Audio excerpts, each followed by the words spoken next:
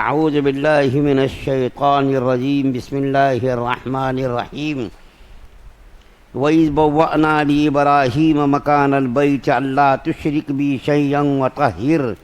وَطَهِّرْ بَيْتِيَ لِلطَّائِفِينَ وَالْقَائِمِينَ وَالرُّكَّعِ السُّجُودِ وَأَذِّنْ فِي النَّاسِ بِالْحَجِّ يَأْتُوكَ رِجَالًا وَعَلَى كُلِّ ضَامِرٍ يَأْتِينَ مِنْ كُلِّ فَجٍّ عَمِيقٍ۔ اور یاد کرو وہ وقت جب ہم نے ابراہیم علیہ السلام کو اس گھر یعنی خانہ کعبہ کی جگہ بتا دی تھی اور یہ ہدایت دی تھی کہ میرے ساتھ کسی کو شریک نہ ٹھہرانا اور میرے گھر کو ان لوگوں کے لیے پاک رکھنا جو یہاں طواف کریں اور عبادت کے لیے کھڑے ہوں اور رکوع سجدے بجا لائیں، اور لوگوں میں حج کا اعلان کر دو کہ وہ تمہارے پاس پیدل آئیں اور دور دراز کے راستوں سے سفر کرنے والی ان اونٹنیوں پر سوار ہو کر آئیں جو لمبے سفر سے دبلی ہو گئی ہو۔ سورہ حج کی 2 آیتیں آپ کے سامنے پڑھی گئی ہے، 26 اور 27۔ 26 نمبر کی آیت کل بھی آپ کے سامنے تلاوت کی گئی تھی، اور خانہ کعبہ کی تعمیر مختلف مراحل میں ہوئی تھی، اس کے بارے میں تھوڑی سی تفصیل آپ کے سامنے ذکر کیا گیا تھا۔ 26 نمبر کی آیت آج دوبارہ اس لیے پڑھی گئی کہ اس میں کچھ باتیں عرض کرنی باقی رہ گئی تھی، اس لیے اس کو دوبارہ پڑھ دیا گیا۔ اللہ تعالیٰ نے 26 نمبر کی آیت میں فرمایا میرے ساتھ کسی کو شریک نہ ٹھہرانا۔ حضرت ابراہیم علیہ السلام کو اللہ تعالیٰ خطاب کر کے فرما رہے ہیں۔ یہاں پر ایک سوال ہوتا ہے کہ حضرت ابراہیم علیہ السلام تو موحد اعظم تھے، یعنی توحید پرست تھے، بت پرستی کا کوئی امکان ہی نہیں تھا، پھر اللہ تعالیٰ نے ابراہیم علیہ السلام کو یہ کیوں کہا کہ تم میرے ساتھ کسی کو شریک نہ ٹھہرانا؟ تو علماء کرام نے اس کے بہت سارے جوابات دیے ہیں، ان میں سے صرف ایک جواب جو سب سے زیادہ بہتر ہے وہ یہ میں دے رہا ہوں کہ اللہ تعالیٰ کو اصل میں قیامت کی صبح تک لوگوں کو اس بات کی تلقین کرنی تھی کہ لوگوں سے کہہ دو کہ اللہ کے ساتھ کسی کو شریک نہ ٹھہرائیں۔ اصل میں بتانا آپ کو، ہم کو اور قیامت تک آنے والی نسلوں کو یہ بات تھی، اس لیے اللہ تعالیٰ نے حضرت ابراہیم علیہ السلام کو خطاب کر کے فرمایا کہ آپ میرے ساتھ شریک نہ کسی کو کریں۔ مطلب کیا ہے کہ آپ اپنی قوم کو لوگوں سے کہہ دیں کہ خانہ کعبہ کی صرف عبادت، اللہ کی عبادت کے لیے خانہ کعبہ کی تعمیر کی جا رہی ہے، اللہ تعالیٰ کے ساتھ کسی کو شریک نہ ٹھہرانا، اس لیے کہ اللہ تعالیٰ کو معلوم تھا کہ آگے آنے والے لوگ اس قسم کی حرکت کریں گے اور خانہ کعبہ کے اندر بت پرستی ہوگی۔ اس وجہ سے اللہ تعالیٰ نے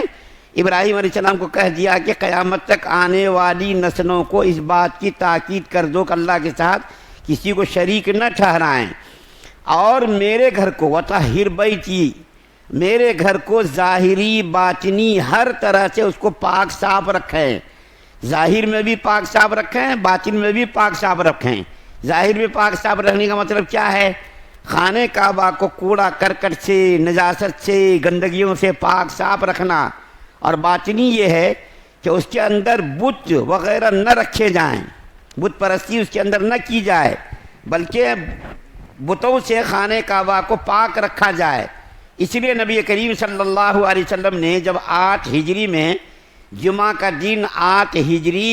20 رمضان المبارک جب فتح مکہ کا واقعہ پیش آیا تو نبی کریم صلی اللہ علیہ وسلم اس موقع پر خانہ کعبہ کے اندر داخل ہوئے، اور خانہ کعبہ کے اندر اس وقت 360 بت تھے، 360 بت خانہ کعبہ کے اندر۔ اندازہ لگائیے اتنی چھوٹی جگہ میں 360 بت کفار مکہ نے نصب کر رکھے تھے۔ نبی کریم صلی اللہ علیہ وسلم کے ہاتھ میں ایک لکڑی تھی، اس لکڑی سے اشارہ کرتے تھے یوں، اور اشارہ کرتے ہی بت اوندھے منہ گر جاتا تھا زمین پر۔ نبی کریم صلی اللہ علیہ وسلم یہ عمل کرتے تھے، اور آیت کریمہ وَقُلْ جَاءَ الْحَقُّ وَزَهَقَ الْبَاطِلُ إِنَّ الْبَاطِلَ كَانَ زَهُوقًا، یہ آیت کریمہ پڑھتے تھے کہ دیکھو حق آ گیا، باطل مٹ گیا، اور حق تو غالب ہونے کے لیے ہی آیا ہے۔ چنانچہ نبی کریم صلی اللہ علیہ وسلم نے تمام بتوں سے خانہ کعبہ کو پاک اور صاف کیا۔ تو اللہ تعالیٰ نے اس آیت کریمہ کے اندر ایک تو یہ حکم دیا کہ میرے گھر کو پاک صاف رکھنا، ظاہری طور پر بھی باطنی طور پر بھی، اور میرے ساتھ کسی کو شریک مت کرنا۔ جب خانہ کعبہ کی تعمیر مکمل ہو گئی تو اللہ تعالیٰ سے ابراہیم علیہ السلام نے عرض کیا، یا اللہ خانہ کعبہ کی تعمیر مکمل ہو گئی، تیرے حکم کی تعمیر میں نے کر دی، اب میں کیا کروں؟ تو اللہ تعالیٰ نے فرمایا اب لوگوں میں حج کا اعلان کر دو، لوگوں میں حج کا اعلان کر دو۔ چنانچہ حضرت ابراہیم علیہ السلام نے فرمایا، اللہ تعالیٰ سے عرض کیا، یا اللہ میں اعلان کروں گا، میری بات سنے گا کون؟ اور میری آواز کہاں تک جائے گی؟ 1 کلومیٹر 2 کلومیٹر؟ اللہ تعالیٰ نے فرمایا، اے ابراہیم علیہ السلام، آپ کا کام ہے اعلان کرنا اور آواز کو پہنچانا میری ذمہ داری ہے، آپ اعلان تو کر دیجئے۔ چنانچہ حضرت ابراہیم علیہ السلام نے حجر اسود کے اوپر کھڑے ہو کر کے، اور دوسری روایت میں ہے کہ جبل ابو قبیس، اور ایک روایت میں ہے صفا پہاڑی پر کھڑے ہو کر کے آپ نے چاروں جانب، مشرق مغرب شمال جنوب، چاروں جانب اعلان کیا حج کا، کہ اس گھر کی زیارت کرنے کے لیے لوگوں آؤ۔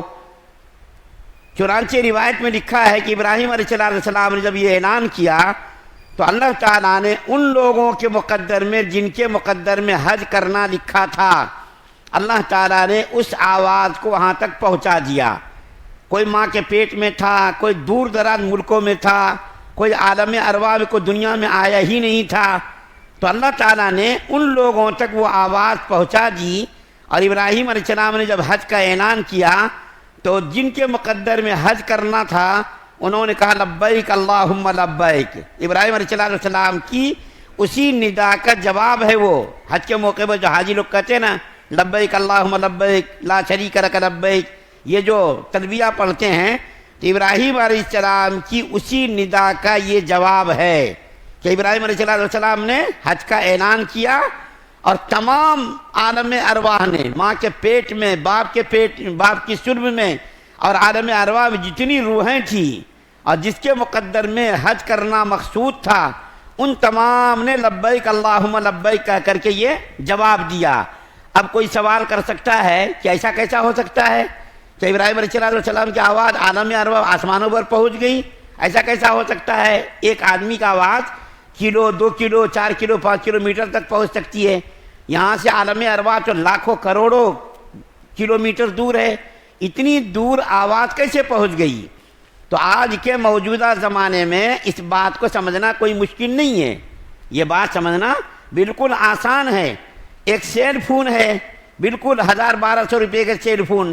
آپ ہلو کرو، امریکہ میں بیٹھا ہوا 1 منٹ میں آپ کی آواز پہنچ جائے گی۔ یہاں تک کہ لوگ چاند پر گئے، وہاں سے بات کر رہے ہیں، فضاؤں میں، خلاؤں میں، اور راکٹ کے ذریعے سے اپنی بات کو پہنچانے کی کوشش کر رہے ہیں۔ تو آج کے زمانے میں یہ بات تو سمجھنا بالکل آسان ہو گیا ہے کہ ابراہیم علیہ السلام نے جو آواز لگائی، اللہ نے عالم ارواح تک، اور ماں کے پیٹ میں جو بچے تھے اور باپ کے سرب میں جو باپ کے سرب میں تھے، اللہ تعالیٰ نے ان لوگوں تک یہ آواز پہنچا دی۔ اللہ تعالیٰ کے لیے کیا مشکل ہے؟ جب ایک انسان ایک مشین بناتا ہے اور اس مشین کے ذریعے سے ہیلو کر کے یہاں سے دنیا کے کونے کونے میں آواز کو پہنچانے پر جب قدرت رکھتا ہے، تو اندازہ لگائیے جو خالق و مالک زمین و آسمان کو بنانے والا ہے اور دنیا کی ہر چیز کا خالق و مالک ہے، اس کے لیے کیا مشکل ہے؟ امریکہ میں ریڈیو بجتا ہے، BBC، یہاں سنتے ہم، یہاں کوئی ٹی وی چینل چلتا ہے، وہاں کی خبر ہمیں معلوم ہو جاتی ہے، یہاں تک کہ چاند پر کس جگہ پر پانی ہے، چاند کی بھی خبریں آج سب کو مل رہی ہے، آسمانوں کی خبریں بھی مل رہی ہیں کہ چاند پر لوگ جا رہے ہیں، وہاں پر چہل قدمی کر رہے ہیں، وہاں کی مٹی لا رہے ہیں، فون پہ بات چیت چل رہی ہے، اور وہاں جا کر کے سیٹلائٹ کے ذریعے سے بات چیت ہو رہی ہے۔ تو آج کل کی جو سائنسی ترقی ہے، مولانا تھانوی رحمۃ اللہ علیہ فرماتے ہیں کہ آج جو ترقی ہو رہی ہے، ان ترقیوں سے اسلام کی بہت ساری چیزیں جس کا سمجھنا ایک زمانے میں مشکل تھا، آج نئی سائنس نے اس کو سمجھنا بالکل آسان بنا دیا۔ جیسا کہ ایک زمانے میں لوگ معراج کا انکار کرتے تھے، لیکن موجودہ زمانے میں نئی سائنسی تحقیقات نے اور انکشافات نے معراج کو سمجھنا آسان کر دیا کہ لوگ کہتے تھے کہ ارے نبی کریم صلی اللہ علیہ وسلم کیسے آسمان پر گئے، ساتوں آسمانوں کی سیر و تفریح کیسا کی، اللہ کے پاس کیسا گئے، ایک چھوٹا سا ڈھیلا تو اوپر جا نہیں سکتا، پھینکو تو نیچے آ جاتا ہے۔ لیکن آج دیکھیے کروڑوں کلو میٹر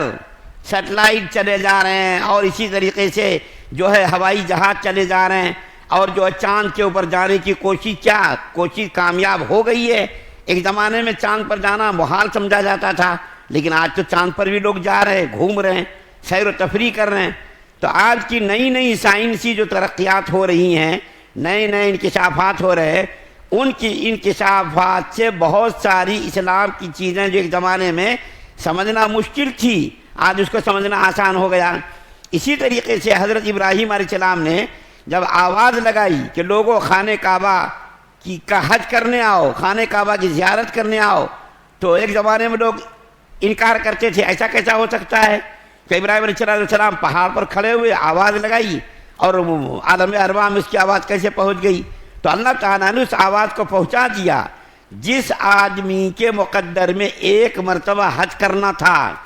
جس آدمی کے مقدر میں ایک مرتبہ حج کرنا تھا، اس نے ایک مرتبہ لبیک اللہم لبیک کہا، اور جس کے مقدر میں 2 مرتبہ حج کرنا تھا، اس نے لبیک اللہم لبیک 2 مرتبہ کہا۔ جس کے مقدر میں جتنی مرتبہ حج کرنا تھا اتنی مرتبہ حضرت ابراہیم علیہ السلام کے اس ندا پر لبیک اللہم لبیک کہا، اور جتنی مرتبہ لبیک کہا اتنی مرتبہ اس کو خانہ کعبہ کا حج کرنا نصیب ہوگا۔ تو اس آیت کریمہ میں جو 27 نمبر کی آیت پڑھی گئی ہے، اس کے اندر اللہ تعالیٰ فرماتے ہیں کہ آپ اعلان کر دیجئے لوگوں میں حج کا، لوگ پیدل بھی آئیں گے، اونٹ پر بھی آئیں گے، سوار ہو کر کے آئیں گے، یہاں تک کہ جب سوار ہو کر کے آئیں گے تو وہ اونٹنیاں دبلی ہو جائیں گی۔ تو پیدل اب آپ کو یقین کرنا اب کتنا آسان ہو گیا۔ گزشتہ سالی ایک شہاب نامی نوجوان پیدل حج کر کے آیا، اور ایک کوئی عورت جس کا نام بھی مجھے معلوم ہے وہ حج کرنے کے لیے پیدل گئی ہے۔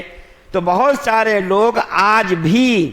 ملکوں کا سفر کر کے پیدل حج کرنے کے لیے جا رہے ہیں۔ یہاں تک کہ روایت میں آتا ہے کہ حضرت عبداللہ ابن عباس رضی اللہ تعالیٰ عنہما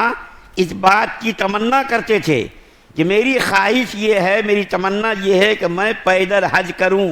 میں پیدل حج کروں، کیونکہ اللہ تعالیٰ نے قرآن کے اندر یہ کہا ہے کہ لوگ پیدل حج کریں گے، تو پہلے پیدل حج کرنے کا ذکر کیا، سواری کا ذکر بعد میں کیا۔ تو میری تمنا یہ ہے، خواہش یہ ہے کہ میں پیدل حج کروں، لیکن میری تمنا پوری نہیں ہوئی ہے۔ لیکن دوسرے بعض علماء کہتے ہیں سواری پر سوار ہو کر حج کرنا ہی بہتر ہے۔ پیدل چلنے میں کتنا لمبا سفر، ہندوستان سے، پاکستان سے، بنگلہ دیش سے اگر پیدل چلنا ہی اگر بہتر ہوتا تو نبی کریم صلی اللہ علیہ وسلم پیدل حج کرتے۔ حالانکہ نبی کریم صلی اللہ علیہ وسلم اونٹنی پر بیٹھ کر کے آپ نے حج کیا، پیدل آپ نے حج نہیں کیا۔ حالانکہ نبی کریم صلی اللہ علیہ وسلم کی طاقت کتنی طاقت تھی، انسانوں میں سب سے زیادہ بہادر آدمی تھے، اس کے باوجود نبی کریم صلی اللہ علیہ وسلم نے پیدل حج نہیں کیا۔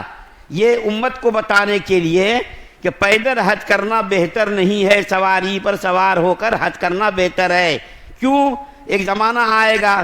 جب لوگ بالکل کمزور ہو جائیں گے، چلنا مشکل ہو جائے گا، جب ان کے لیے میں اگر پیدل حج کروں گا تو لوگ نمونہ بنائیں گے، اور نمونہ بنا کر کے لوگ پیدل حج کرنے کا بہانہ کر دیں گے، کرے میرے اندر تو طاقت ہی نہیں ہے۔ تو نبی کریم صلی اللہ علیہ وسلم کتنے شفیق تھے، کتنے مہربان تھے، کتنے دور اندیش تھے، دور تک سمجھتے تھے کہ اگر میں پیدل حج کروں گا تو لوگ میرے پیدل حج کرنے کو مثال بنا کر کے پیش کریں گے، اور حج لمبا جس کا سفر ہوگا، لمبی مسافت ہوگی، تو وہ بہانہ کر دیں گے بھائی پیدل حج کرنا بہتر ہے، میرے اندر تو طاقت ہی نہیں ہے۔ تو اللہ کے نبی صلی اللہ علیہ وسلم نے سواری پر سوار ہو کر کے حج کیا تاکہ آنے والی نسلوں کو یہ معلوم ہو کہ سواری پر سوار ہو کر کے ہی حج کرنا بہتر ہے۔ تو ظاہر بات ہے اب یہاں سے سعودی عرب 10,000 کلومیٹر کے قریب فاصلہ ہے، پیدل چلنا کس کی طاقت ہے؟ اور ہمارے ہندوستانی لوگ، پاکستانی، بنگلہ دیشی لوگ تو لنگڑے لوڈے جب معذور ہو جاتے، دنیا کے کسی کام کا وہ آدمی نہیں رہتا، پھر حج کرنے جاتا۔ ملیشیا، انڈونیشیا وغیرہ کے ملکوں کے نوجوان لڑکے لڑکیاں حج کرتے. ہمارے ایشیا کے ہندوستان، بنگلہ دیش، پاکستان کے لوگ بالکل جب دنیا سے ناکارہ، بالکل لنگڑے لوڑے ہو جاتے، کرسی پر بٹھا کر کے ان کو طواف کرایا جاتا، تو ایسی حالت میں حج کرنے کے لیے جاتے. صحت جب تک ہے جب تک نہیں جاتے، تو لوگ بہانہ کر دیتے تھے. اس لیے علماء نے لکھا ہے کہ سوار ہو کر کے ہی حج کرنا بہتر ہے. پیدل اگرچہ اللہ تعالیٰ نے فرمایا پیدل حج کرنے آئیں گے، لیکن اس کے باوجود بھی سوار ہو کر کے حج کرنے کے لیے جانا یہ بہتر ہے. اللہ تعالیٰ سے دعا ہے اللہ تعالیٰ ہم سب کو حج بیت اللہ نصیب فرمائے، خانہ کعبہ کی زیارت ہم سب کو نصیب فرمائے. ابھی اور آگے حج کے تعلق سے بہت ساری باتیں ہیں جس کو انشاءاللہ بیان کیا جائے گا. سبحان اللہ و بحمدہ، سبحانک اللہم و بحمدک، ونشہد ان لا الہ الا انت.